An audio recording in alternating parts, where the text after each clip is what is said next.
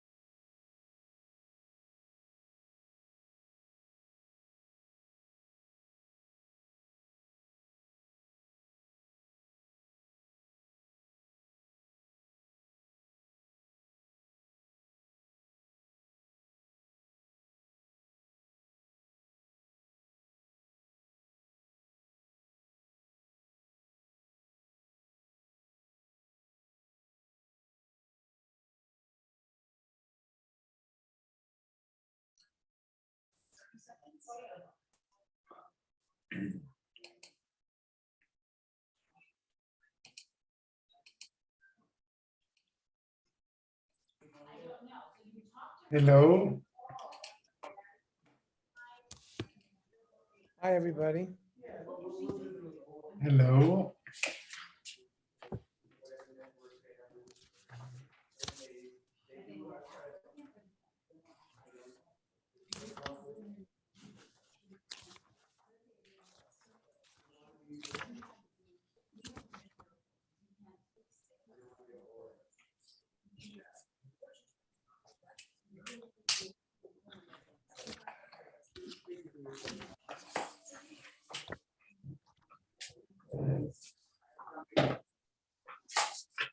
Page 65.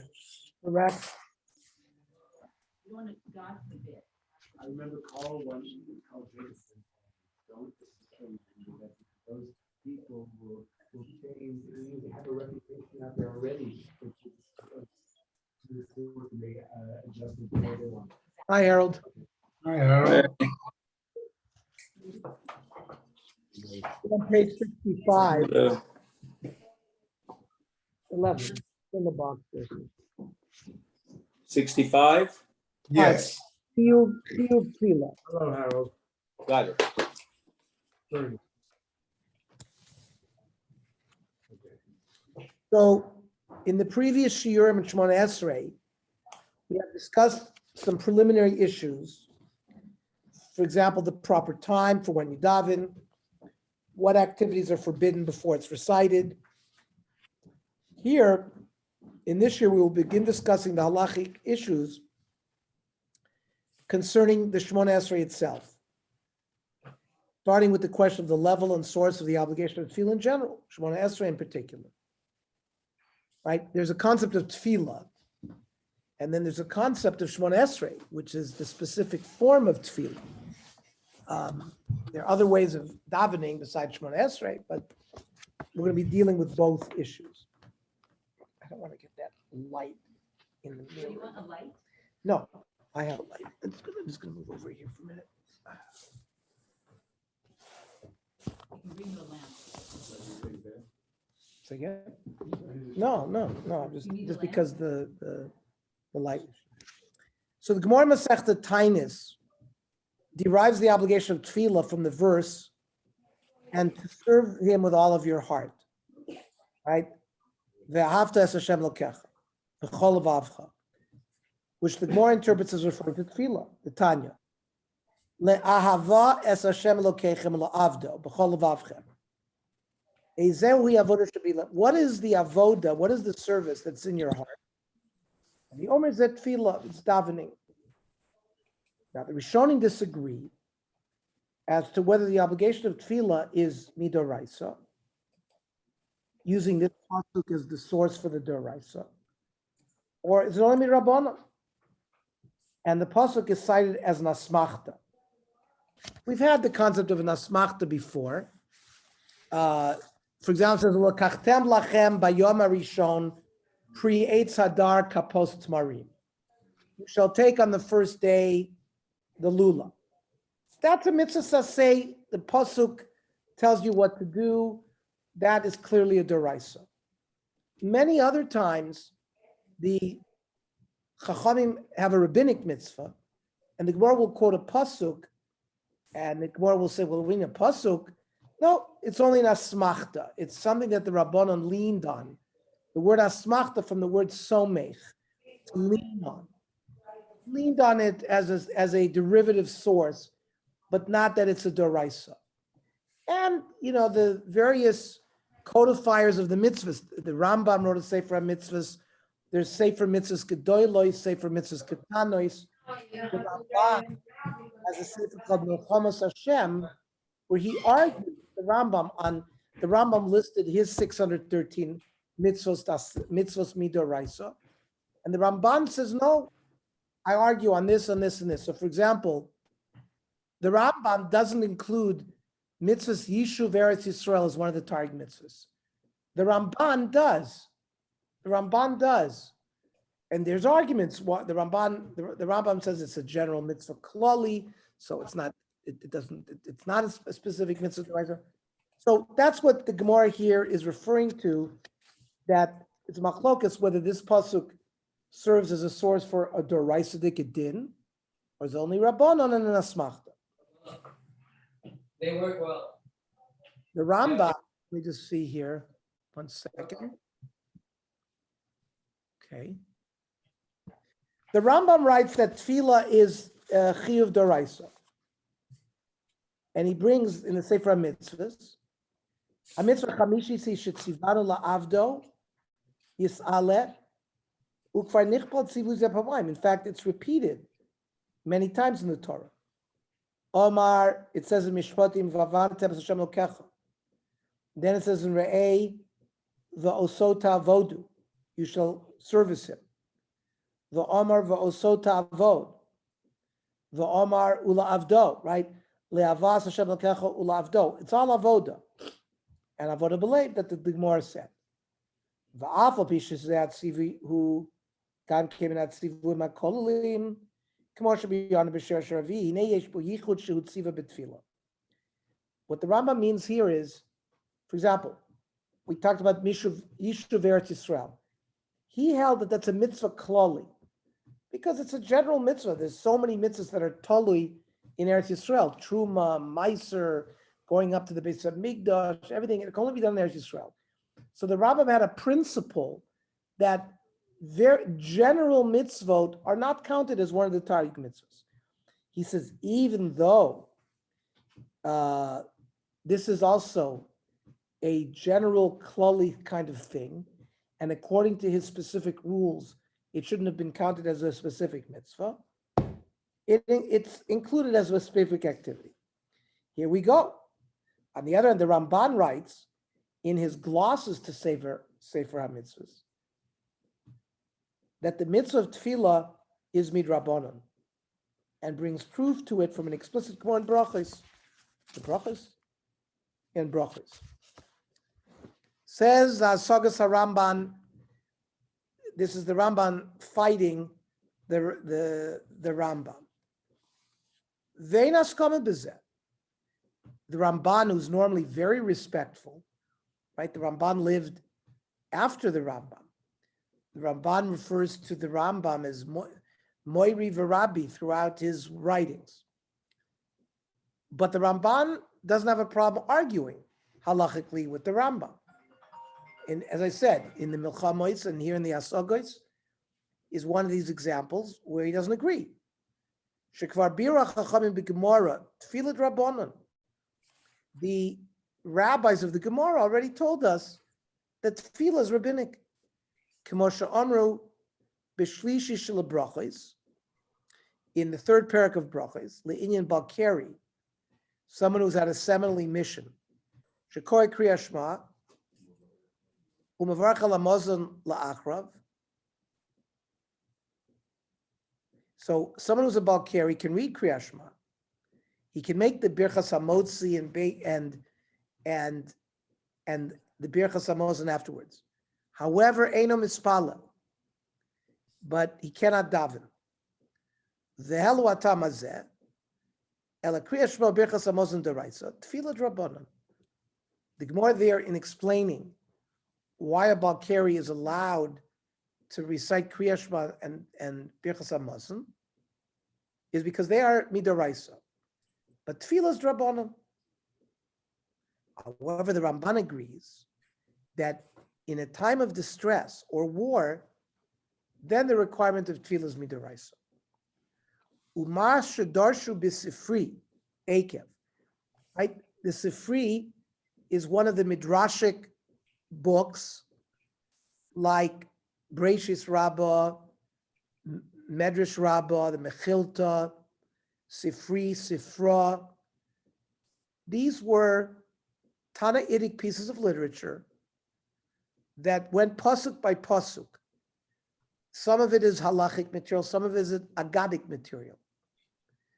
And there was a debate in the time of the Tanoim whether or not Torah Sheba'al Peh would be handed down subject matter by subject matter. For example, the way Rabbi Yehuda Nasi organized the Mishnayos, he organized its subject matter: brachos, Shabbos, Avodah Zarah, Sanhedrin. These are subject matter, jurisprudence, Baba Kama, the Nezikin. It's not pasuk by pasuk. Others felt that Torah Shabbal Peh, the Masorah, should go pasuk by pasuk. So we still have a remnant of that. We have all the midrashim. I have a medrash rabbah. You can learn from it, etc. But it's become more learning for drush as opposed to halachic material. There's halachic material in all of these midrashic sforim, and it became the accepted method to derive halachos from Talmud Bavli and a little bit less so Talmud Yerushalmi. And eventually, when the Rishonim, the Rambam, the Rif, the Rosh, the Rashba, etc., they derived their halachos from Talmud Bavli primarily, rather than from the. But as you can see, the Rishonim rely on these other Tanaitic sources. So here, Marsha Darshu B'Sifri of Akev, L'Avdo, Zeh Talmud Davar Acher. Ernie, Yes. the tefillah that we're referring to with respect to whether it's midrabanan or midoraisa, what type is that? It's not obvious. It's not the tefillah that we have today, because or is it? So very good. So we're going to see where Sai is taking us. So when the Rambam says that the chiyuv tefillah is deraisa, it's going to be a very minimal chiyuv. It's not right. It's going to be, you have to say something. You have to recognize it. We'll see what the formula is. Okay, it may not necessarily mean all of Shmona Esrei is a chiyuv deraisa, or we may say it's the first perek of Avos that fulfills that, or we'll see what fulfills that.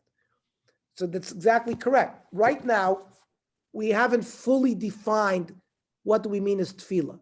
Normally, what we mean as tefillah is Shmona Esrei. But in this getter of what we're just saying, what is the basic, how are you mekaying the basic chiyuv of tefillah according to the Rambam Midoraisa? We'll see what the kiyum mitzvah is. It may not be reciting all of Shmona Esrei, maybe something else, maybe less so. We know, for example, you have tefillahs havinenu, where they shortened it. If you have a tefillah katsar, you only have enough time to recite a tefillah. You don't have enough time to recite Shemona Esrei. B'shas Adchak, you can say tefillah savinenu. So there are certain criteria that the tefillah demanded by the Rambam is going to have. So I would just hold on to that question side. It's a very good question. So that which in Sifri they darshan la'avdo zeh Talmud. One approach of la'avdo means study Hashem's Torah. That's how you serve Him. Davar acher zu tefillah. Say that's davening, like Shemona Esrei. And says the Ramban asmachtihi.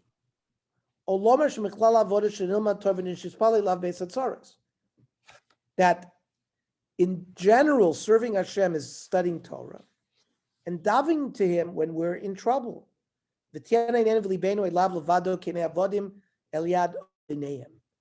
Our eyes have to be looking at Hashem when we need Him, like a slave looks at his master.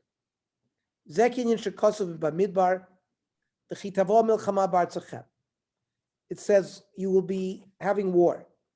An enemy is going to be attacking you. You should blow the trumpets, the call, the kahal to tefillah.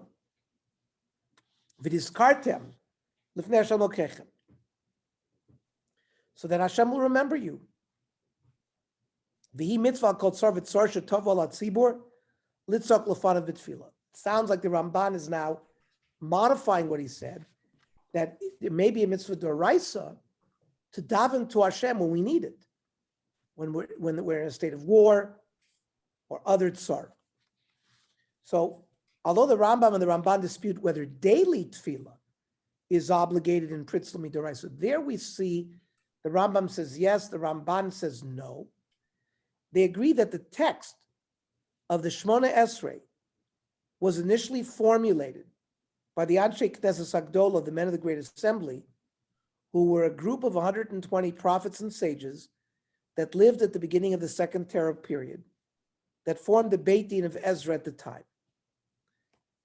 So the text that we have of Shmona Esrei has been established by the Anshe Knesset Agdola. That means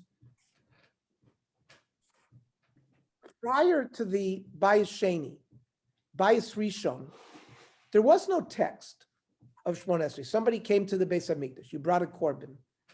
You said your own personal tefillah, what you felt in your heart. There was no standard nusach. When they came back from Bavel, Ezra recognized that the people are not going to be capable of formulating their own tefillah. So the Anshe Knesset Agdola had to formulate a standard text. Says the Masechta Bracha Islamic Gimel Amid Aleph. Armalei Rav Shimon bar Avil Rav Yochanan Michte. Anshe Knesset Agdola tiknu lam Yisrael brachos utfilos kedushois v'havdalos. Meaning our Kiddush, right? The text of our Kiddush, both for Shabbos and Yontif, the text of our Havdalah, the various texts of our brachas. Baruch atah Hashem Elokeinu melech haolam hamotzi lechem min haaretz. Who came up with that? That's Anshe Knesset Agdola.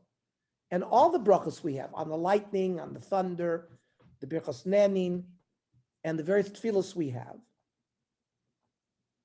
right? This footnote says the Kedushos refers to the text of the Kiddush recited on Shabbos and Yontif. Havdalah is the Havdalah ceremony, recited at the conclusion of Shabbos on a cup of wine.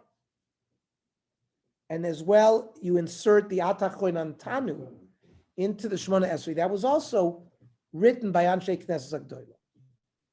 It says Masechta Megillah Yud Zayin Amud Beis. Tanya, Shimon Apakuli Hizdir Shmona Esrei Brachos Lifnei Rabba Gamliel Al Seder B'Yavna. Now, let's talk. This is a 600-year excursion we just took, because Bayis Sheni was destroyed 586 BCE. They were in Galus until Bayis Rishon. They came back and they built Bayis Sheni 516 BCE. It was finished, right? They started it, the Shomanim started up. They finished with Ezra, maybe with Ezra and Nehemiah, maybe 480, right? The Bayis stood for 410 years. First Bayit was 420, second Bayit was 410. So there's about 166 years missing from the secular calendar based on what Chazal, and we can go into why there's, technically we're 166 years later now. We're really in 5,936, not 5,700, because we're really 166 years closer to the year 6,000. Based because the Chazal didn't want us to calculate. Rabbi Schwab has an essay that he wrote in the early 60s about this 166-year difference. But anyways, Rabbi Gamliel in Yavna was in Yavna in the year 100 CE. So if you take 500 BC, you're talking about 600 years, or certainly 500 years, okay? But it was written by Anshe Knesset Agdola, and Shimon Apakuli was a Tana after they destroyed Yerushalayim in the Churban 3 days ago, and Rav Yochanan and Zakkai asked for one thing, Tainli Yavna v'chachameha. So he requested that the rabbinic assembly be reassembled in Yavna. So we're talking about the Churban was 70 CE. Rav Gamliel in Yavna was about 100 CE. By the way, they established the V'lamalshim al tihi tikva. The Birchas Haminim was established by Rav Gamliel in Yavna at this time. So they added an extra bracha because that's when they were having trouble with the early Christians. This Osaish, Pagert in the year 30 CE. And then you have Saul of Tarsus, who became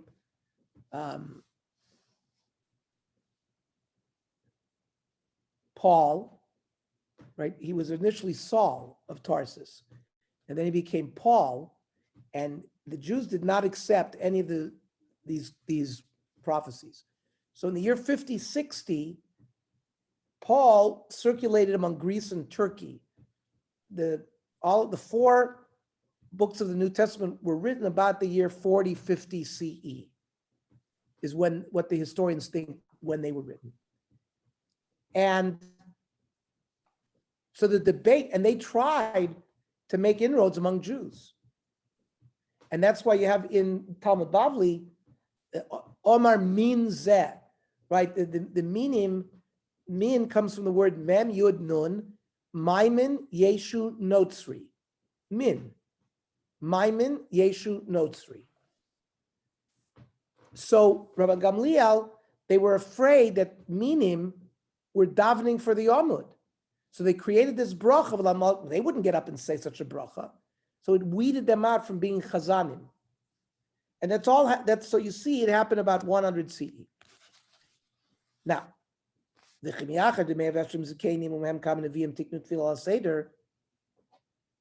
so the Gemara is asking the question, who needs Shimon HaPakuli?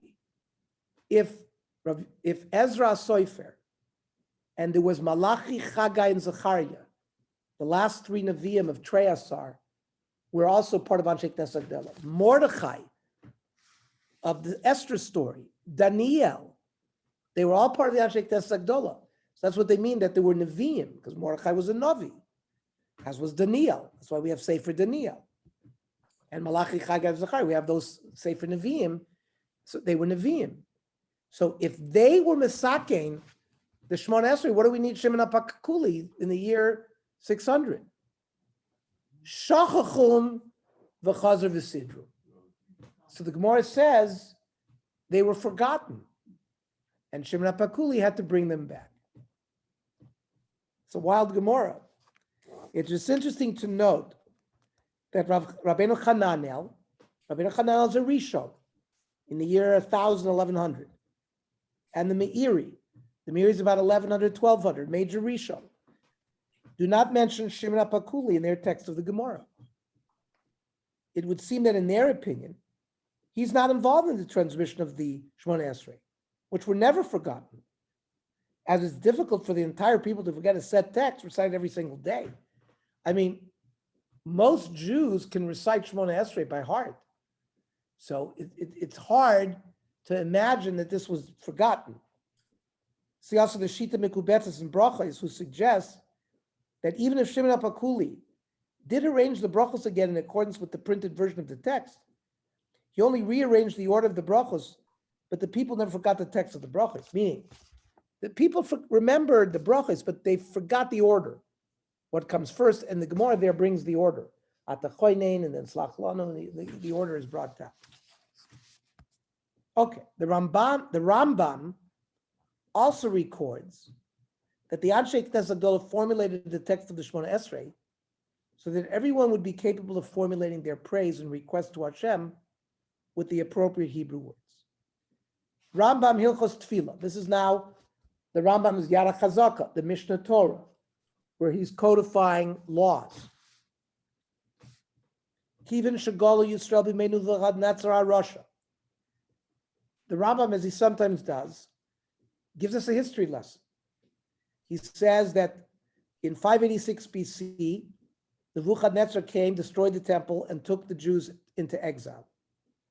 Nisarvu b'paris v'yavan v'shar umos. So Jews began to become mixed up in the rest of the world. Persia, Greece, there were already communities in Alexandria, there were communities in Sfarad. Bernie and I just came back from Portugal. They gave us stories that they were there even prior to the Churban, very early on. So all of these exiles had children born in foreign lands. So the children didn't speak Hebrew that well. It was like a mishmash, like Yiddish. What was Yiddish? It was a mishmash of a little Hebrew, little German, little English, little Dutch, a whole bunch of languages. The Rambam says the same thing happened in this time.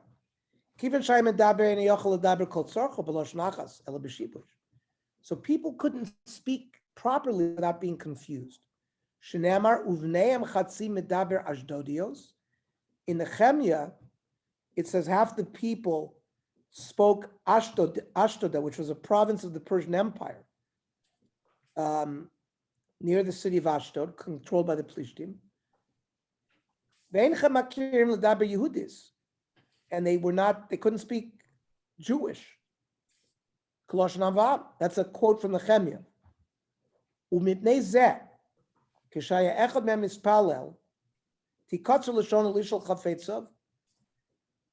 He couldn't daven properly. He didn't have the vocabulary tools to ask what he needed, or to praise Hashem.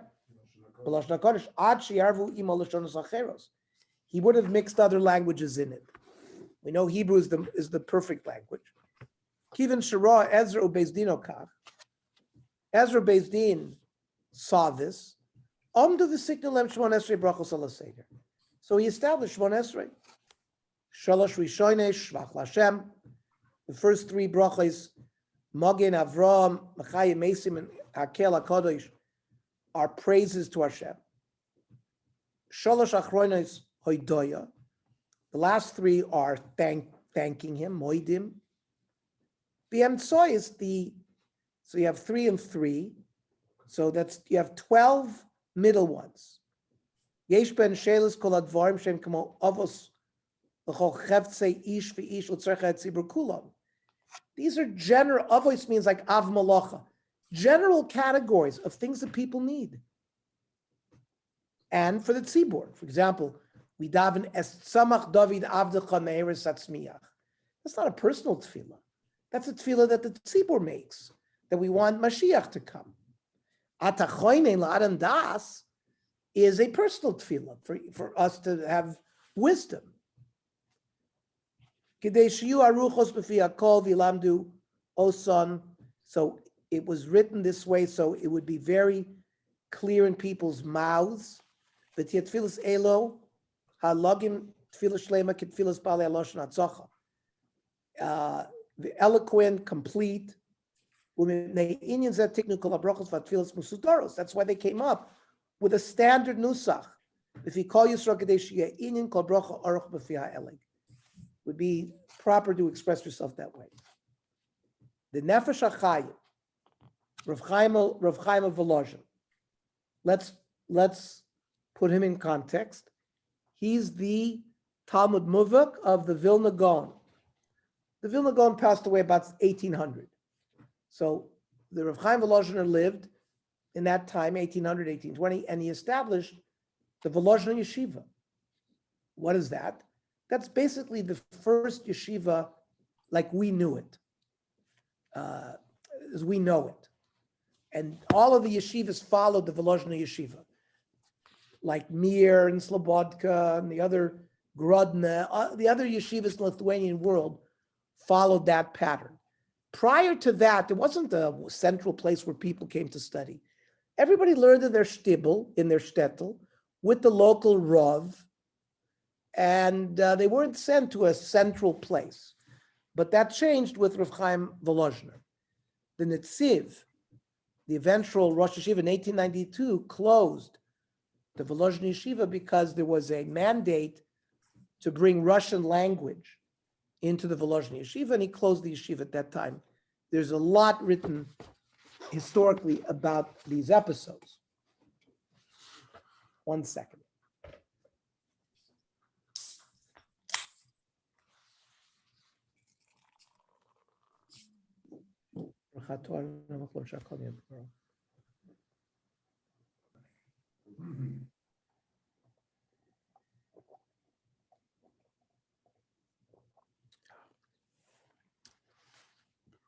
Now, as we know, the Vilna Gaon opposed Chassidut in the form that the Baal Shem Tov had generated. And the first Lubavitcher Rebbe, the Baal Tanya, there were some sichsuchim between the Balatanya and the Talmidim of the Gra. The Balatanya was a major philosophical work written by the first Lubavitcher Rebbe. And it was an important work. So Rav Chaim Volozhiner wrote a counter polemic to the Tanya, and that's called Nefesh HaChaim. And the Nefesh HaChaim is the fundamental philosophic work in the yeshiva world, in the Lithuanian yeshiva world. Just like the Tanya is that work for Chabad. Now, non-Chabad Hasidim learn Tanya, and other people learn Tanya as well. But in the Lithuanian world, the Nefesh HaChaim is like the fundamental philosophic text, where he also talks about the goof and the neshama and what happens to it, etc., etc. So, the Nefesh HaChaim in the Nefesh HaChaim explains the benefit of having a fixed task as relating to the supernatural power of the words. The hamaskil yovin midaito. Now, this terminology refers to someone who's well-versed in sod. When he refers to the maskil, will be made like the Ramban. Of course, the Ramban lived 700 years prior, but the Ramban also talks Kabbalistically. And many times he'll say, V'amevin yovin. He won't go into detail. He'll mention something very cryptically, and he will say that the person who is a mavin, who understands these secret items, will understand what I'm talking about. So here he's saying something similar. Amaskil yovin midaito. Shelo l'china mutzrachu l'tikun tchina ktana utfila ktsar kazu me'as from his gaining. A person's going to understand why we need 120 chachamim with Nevi'im to compose this little tefillah. Elashahema hisigu beruach kodsham. They understood beruach hakodesh, v'hasagat nevuatam, and even on the level of prophecy, ha'elyonav v'nehirim lem shvilei kol sidrei reishis. In front of them were the pathways of all of creation illuminated before them. L'zos yostu v'tiknu matbea brochos v'atfilos be'elu atevos davka. The Nefesh HaChaim is telling us that every word of Shmona Esrei is there for a reason. You may not, we're going to go into it at the Portugal trip. I pointed out to our guy, Mark Shapiro, we all say Yehemuna Rachamecha. We use the word Yehemuna, but if you look in some of the text, sometimes it says Yehemu Rachamecha, and in other Sidurim it says Yehemuna Rachamecha. And there's a few other. If you want, I'll go through Shmona Esrei. I'll show you a few places where there's a debate whether that extra. Now we're not talking about Ashkenazi and Sephardi. That's completely different. I'm talking about in the Ashkenaz Nusach. There's a couple of tefillos where there's an extra word like na, Yamuna Rachamecha, as opposed to Yamu Rachamecha. But they're saying that every letter and every word has been reckoned carefully by the Anshe Knesset Gdola. And we cannot fool around with that matbeya. And that's why many times, for example, if we're supposed to say Mashiv Aruch or Morna Goshem, and we don't say it, it's as if you didn't say all of the tefillah, and you have to go back and say it again. But that's not always for everything. But for some of the tefillah, those letters or words are that important, and we get an understanding now why that is. They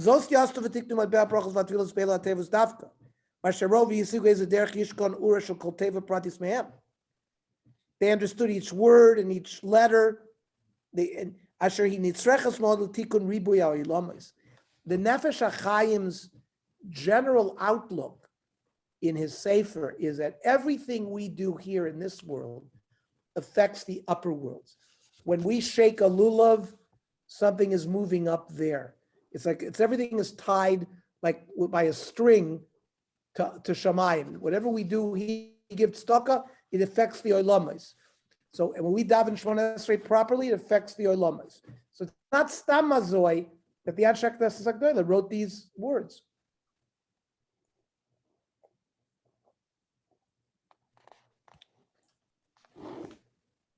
What is the source for reciting Shemona Esrei 3 times a day? The Gemara in Bracha states that the tefillos were originally initiated by Avram, Yitzchak, and Yaakov.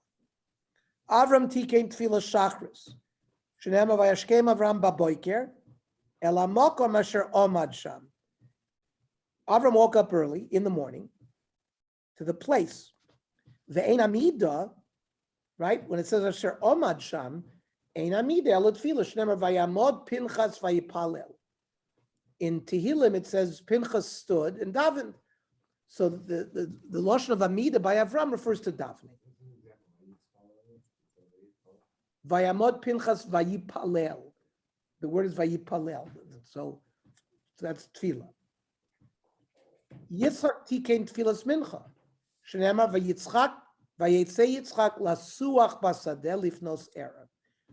What is suach basadeh? Ein sicha el tefillah. Sicha normally means like a dialogue. Shenema tefillah la'ani kiyatov v'lifnei Hashem yishpoch sicho. Another pasuk in Tehillim, which refers to tefillah, that a person is going to pour out his siach, his words to Hashem as part of tefillah. Yaakov tikein tefillas arvis, shenemar vayivga b'makom vayalin sham. He reached that place, right? Pegia normally means touching, right? Ve'ein pegia letefillah, shenemar v'atal tispal b'adam hazeh, v'al tisa b'adam, Rina utfila v'al tifkabi. This is in Yirmiyahu, that the use of the word tifka from the lashon of davening. So one source in the Gemara seems to tell us that the tefillah, shachris, mincha, and ma'ariv were established by the avos. Nevertheless, Chazal were the ones who instituted the sect practice of reciting it 3 times a day, as noted by the Pnei Halacha, right? The Pnei Halacha is Elaz Rab Melamed, right? Ke'emshech leminig ha'avos tiknu anshe knesset gdola es shalosh tefillos, shachris, mincha, v'arvis. He claims that the anshe knesset gdola set up the 3 davenings. V'tiknum keneged korbanos tzibur, b'nei shatfilos bos levates amashmos apnimi shel korbanos. The davening is supposed to come to show the inner concepts of why we brought korbanos. Now, shachris, we understand what the korban shachris was. Every morning, they had to bring an oila satomid, a daily ola sheep. That was the brought in the morning. In the afternoon, the korban mincha was also an ola satomid bar bayim, ben arbayim. Okay, so what's ma'ariv? So the din is, normally, shchita, zrika, and throwing the blood on the fire has to be done in the daytime. But the innards, remember, a korban ola is completely burnt on the mizbeach. That's in contradistinction, for example, to a shlomim, where the owners of that korban eat the meat. Only the dam and the chaylev is thrown on the korban, on the mizbeach, and the innards. By chatis, the kohanim eat the meat as well. However, the evorim upedorim, that's the chaylevs and the innards, could be burnt all night. The zrika have to be done in the daytime, but the evorim upedorim could be burned at night. So tefillas arvis is the tefillah that was mesakein because the evorim upedorim were burnt at night. Okay. What about the chiyuv of tefillah for women? The Mishnah in Masechta Brachos records that women are obligated in the mitzvah of tefillah. Noshim v'avodim uktanim p'tur mikriya shma u'min tefillin. They don't have to say kriya shma, but they're chayv in tefillah, they're chayv in mezuzah, they're chayv in birchas hamazon. According to Rashi, women are exempt from Kriya Shema and Tefillin because they are mitzvahs aseh shezman grama, time-caused mitzvos, from which women are generally exempt. Why then are they obligated to recite the Shemona Esrei? Isn't it also a time-caused mitzvah? So it says Masechta Brachos Daf Chaf Amud Beis, the chayavim b'tefillah, derachmininu. They are chayiv in tefillah because it's asking Hashem for mercy. And women requires that too. It says in Tehillim regarding tefillah that it has to be said in the evening, in the morning, in the afternoon, which seems to convey time to it, which you would think that women would be exempt. That no, because tefillah is rachmi, women also need to have wisdom. Women also need to have tshuva. Women also need to have rifa'enu. They have to have daven for health. So Rashi explains that fundamentally reciting Shemona Esrei is a rabbinic obligation instituted to ask Hashem for mercy. Therefore, Chazal included women in this takana to recite Shemona Esrei, since they too require Hashem's mercy.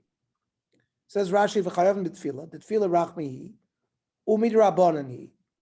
So we see Rashi holds not like the Rambam, but like the Ramban, that tefillah is rabbinic. V'taknu af l'noshim l'chinuch ktanim. And when they made the takana for men, they made it for women too, and for children. Al tzchinev. It would seem that Rashi understands the Gemara here as follows. Women were obligated in tefillah by Chazal because they too need mercy. Although one might have argued that they should be exempt because reciting Shemona Esrei is similar to a mitzvah aseh shezman grama due to the fact that it is recited 3 times a day, as we saw in that pasuk in Tehillim. Nevertheless, the Mishnah teaches that a woman is obligated. The Rif and the Rambam write that women are obligated in tefillah because it's not a mitzvah aseh shezman grama. Kriyash says the Rif in Brachos Yud Aleph, Kriyash Shema tefillin da'avalei mitzvah aseh shezman grama. Putting on tefillin and reciting Shema are tied to time. Noshim don't have to do those. However, tefillah, umezuzah, ubirchas hamazon, da'avalei mitzvah aseh shalozman grama. These are mitzvahs not tied to time. The mitzvah aseh shalozman grama noshim chayavos. According to the Rif, the obligation to pray seems to be midaraisa and is not a time-caused mitzvah. For this reason, women are obligated in Shemona Esrei. Why, though, is tefillah not considered to be a time-caused mitzvah if it's performed at set times? The answer can be found in the words of the Rambam, who explains why it's not considered time-bound. This is, again, the Rambam Hilchos Tefillah, Aleph and Beis. So this is right at the beginning of the Rambam's Hilchos Tefillah. Mitzvah aseh lispala b'chol yom. It's a mitzvah to daven every day. You notice he doesn't say 3 times a day yet. He says the basic mitzvah is to daven at least once a day. Shenemar v'avaratem Hashem lokeichem. Mipi hashmo amru shavoda zui tefillah. From tradition, avoda here meant tefillah. V'nemar ulavdo b'chol avavchem. Amru chachamim ezehu avoda shebelev zu tefillah. The fact that we daven 3 times a day, that aspect is not Minat Torah. Minat Torah is once a day. V'lo Mishnah Tefillah zos Minat Torah. The text, the nusach of the tefillah is not Minat Torah. Ve'ein l'tefillah zman kavua Minat Torah. They don't have fixed time. Midaraisa. Minat Torah, you could have davened at any time you wanted. So therefore, the Rambam learns like this. It's not tied to a specific time. And therefore women are chayiv in mitzvahs that are not tied to time.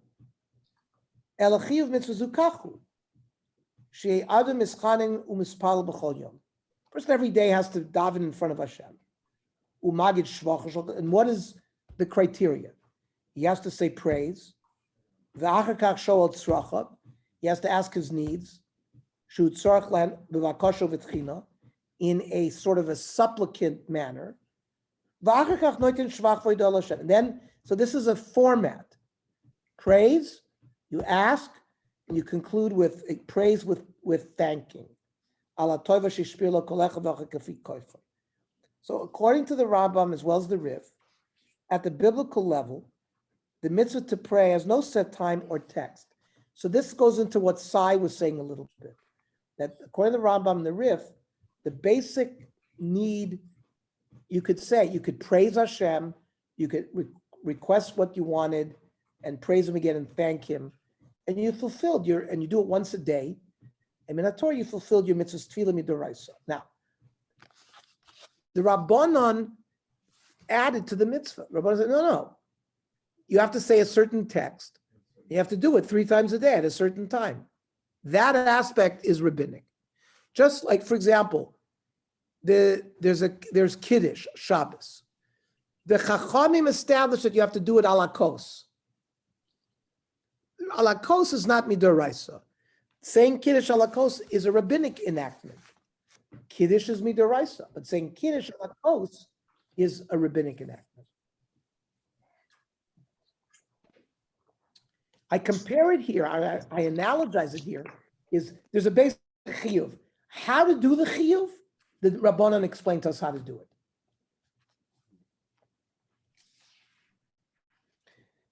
So are we implying that during the time of Karbanis, that women were in fact davening because of obligation? According to the Rambam, yes. First of all, in Bayis Rishon, before the Anshe Knesset Agdola, people came to the Beis HaMikdash and davened their own nusach. They probably followed this format of Shvach, Bakasha, and then Hodah. But they weren't exiled yet. So they all knew Hebrew well. So there was no standard text. We heard the way the Rambam explained. But they had to set aside time to daven in whatever that meant at the time. But you see, according to the Rambam and the Rif, you could do it at any time in the day. It was only the rabbis in the Anshe Knesset Agdola period that established 3 tefillos a day and when to do them. So that aspect of it is rabbinic. The Rambam said it very clearly, that the text and how many we do and the times we do it, it's all rabbinic. The basic chiyuv is midoraisa. Remember, the Ramban and Rashi say that there's no chiyuv midoraisa at all, that the whole thing is rabbinic. But even the Rambam and the Rif, who seem to hold that it's deraisa, we've narrowed what it is they say is deraisa. In fact, the basic thing you have to do to fulfill the tefillah midoraisa. And this is now explaining, this analysis that we've been through, explains to us why it's not considered. So let's just learn a principle. Any mitzvah that you have to do daily is not considered mitzvah saseh shezman grama, right? If you have to do it at a certain time, that would be a mitzvah saseh shezman. But something that you have to do every day, that's not mitzvah saseh shezman grama. So therefore, when the Rambam says there's a chiyuv to daven every day, and there's not a specific, so to say Kriyat Shema morning and night, so that's mitzvah saseh shezman grama. Put on tefillin has to be done at a certain time. So that's a mitzvah saseh shezman grama. Women are potter from that. But chiyuv tefillah, which the Rambam has learned is every day, so that's why it's not a mitzvah saseh shezman grama, and that derives the chiyuv for women. So lamdis svara. It's fundamentally not a time caused mitzvah, which is why women are obligated by it. Chazal were the ones who established the number, right? 3 times a day, morning, afternoon, and night, and the set text, like we just explained. The chiyuv is there midaraisa, but how to do it, etc., was rabbinic. Now, how does the Shulchan Aruch rule? The Shulchan Aruch rules that women are exempt from Kriyat Shema, but obligated in Shmona Esrei, right? Noshim v'avodim, she'afal pi, sheptur mi Kriyat Shema chayavim b'tfilah. Even though women are potter from Kriyat Shema, they're chayav in tefillah. The Meishi mitzvah says shelo azman grama. It's not. They follow the Rambam that it's not considered a mitzvah says azman grama. Excuse me.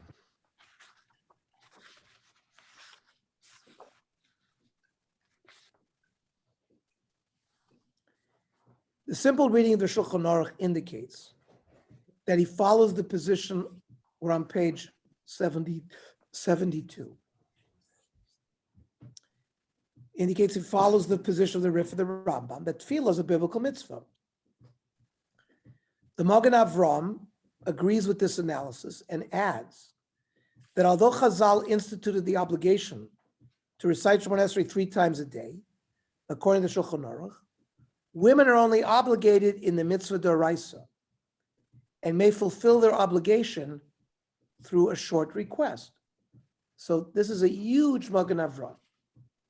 That according to Magen Avram, women don't have to go through the tefillos 3 times a day.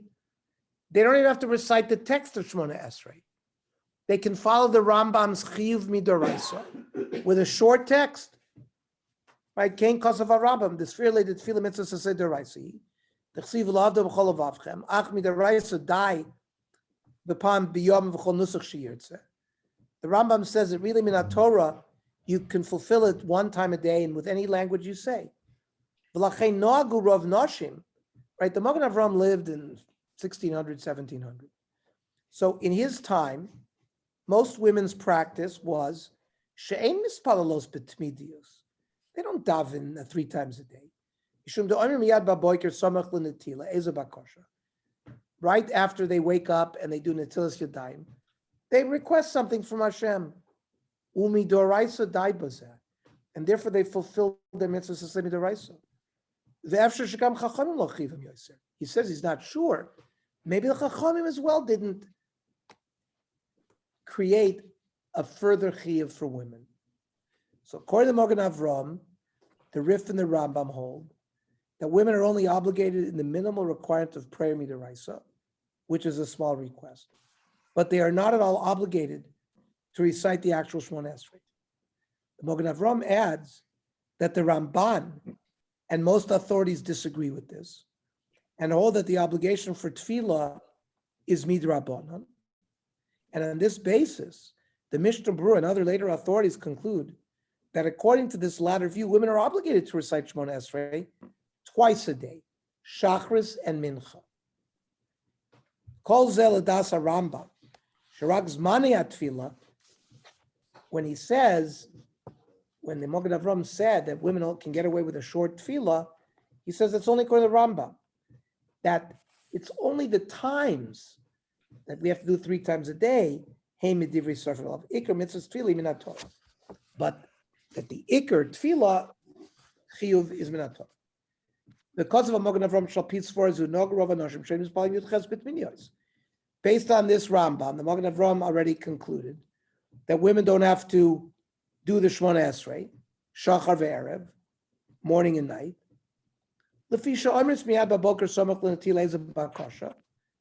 They ask something simple after they wash their hands. And after he's quoting the Magen Avram, Ramban, means the Ramban is fundamentally different than the Rambam. He says the rabbis created tefillah. And the Anshe Knesset Agdola, they were the ones who established the 18 brachos. And to daven them Shachris Mincha, Choiva va'arvis Rishus. Arvis was always choice, because I explained the oilas hatamid in the morning and afternoon were obligatory korbanos. Now, if you burnt up the Evorim Updorim in the daytime, you were done. It's only if you had the Evorim Updorim left to burn, you could burn them at night. So it was a choice. So that's why Arvis became a Rishus. Now, already the codifiers of halacha say that the Jewish men have already accepted Ma'ariv as choiva. Over the years, even though it started off as a rishus, it's become a choiva. But it's not meikar adin choiva. We're not going to learn that here. That's somewhere else.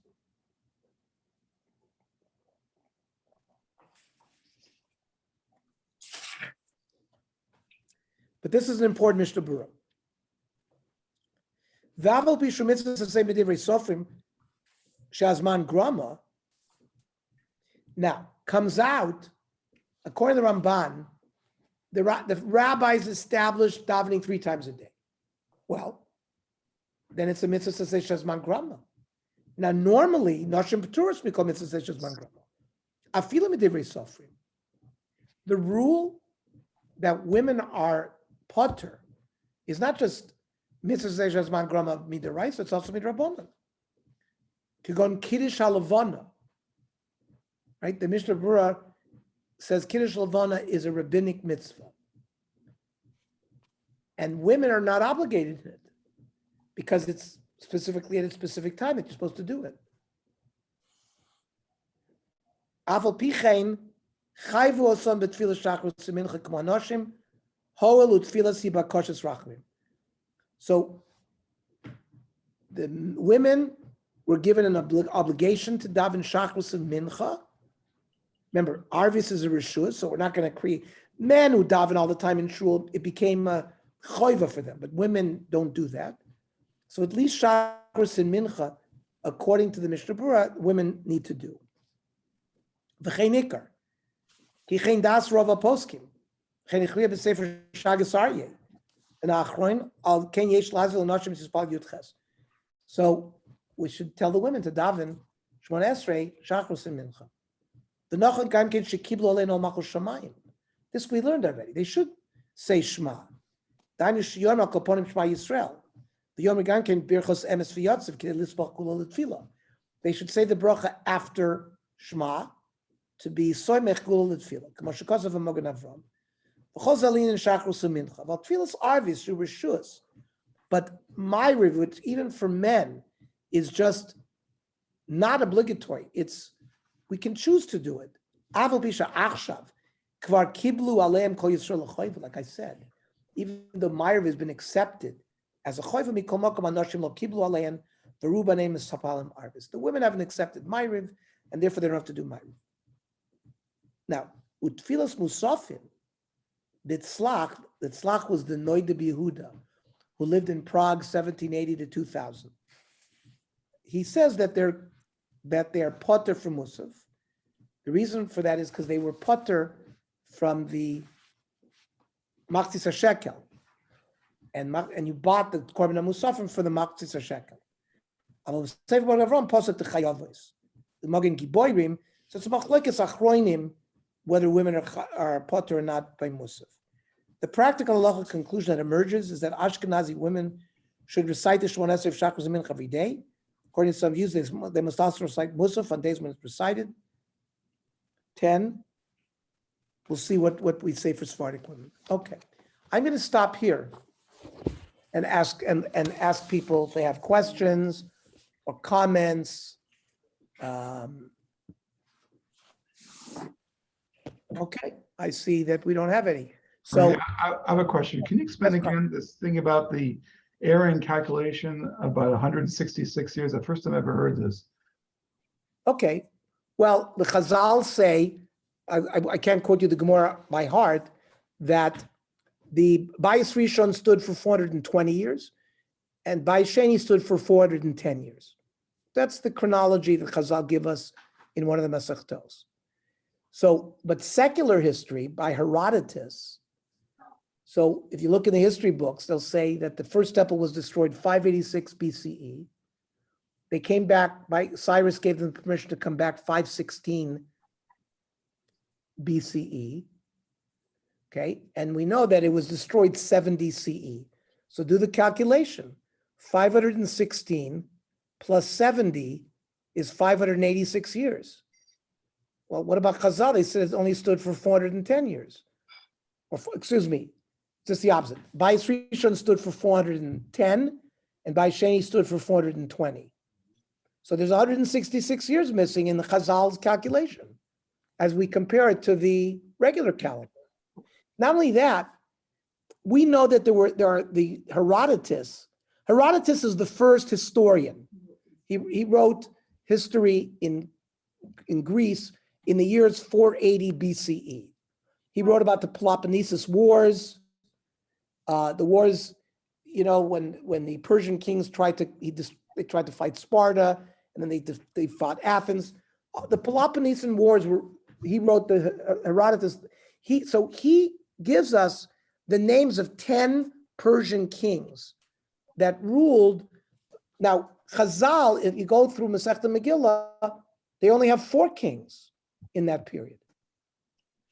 So Rav Shimon Schwab, Zatzal, wrote an essay. You can get it online, or I have a copy of it somewhere.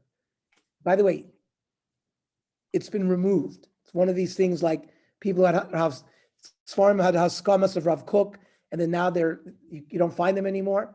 The same thing. This essay of Rav Schwab has also been downloaded everywhere. Because it's a controversial thing he said there, and so it's been sanitized. But I have the essay was written where this 106. So the fact that there's 166 years missing in the way Chazal calculate, did it on purpose to dissuade people from calculating when Mashiach is going to come. So even though it's 5,782, it's really 5,938. It's 166 years further into history. Which also means that we don't even know, so they say the Motzei, Shemitah, the Mashiach comes. We don't even know what the Shemitah is really. Well, no, because you can calculate the 166.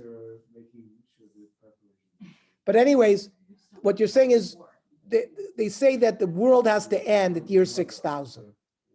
So we're a lot closer. We still may not make it because that's 62 years from now. So all of us are calculating our own age and figure out, but the Kates may be seen by our children or grandchildren because we're pretty close based on this. Mhm. That's what I'm saying. But I would urge you to find that essay. I have that. I'll have to rummage through my. Maybe you can send us, email a copy to us.